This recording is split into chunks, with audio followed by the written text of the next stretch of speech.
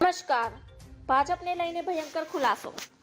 ભાજપમાં અત્યારે ગુજરાતમાં ઠેર ઠેર વિરોધની આગ સળગી છે. પોરબંદર, રાજકોટ, સાબરકાંઠા અને વિજાપુર, હવે બાદ અમરેલીમાં પણ ભાજપના કાર્યકર્તાઓ નિરાશ થયા છે અને વિરોધ કરી રહ્યા છે. આ બધાની વચ્ચે કોંગ્રેસના દિગ્ગજ નેતા અને સિનિયર નેતા તુષાર ચૌધરીએ મોટી પ્રતિક્રિયા આપી છે અને ભાજપ પર આકરા શાબ્દિક પ્રહાર કર્યા છે. તુષાર ચૌધરીએ ભાજપની શિસ્તબદ્ધની વાતોની પોલ ખોલી છે. તેમણે કહ્યું કે ભાજપ હાર ભાળી જતા ઉમેદવારો બદલી રહી છે. ભાજપના કાર્યકરો અંદર એકબીજાનો વિરોધ કરી રહ્યા છે.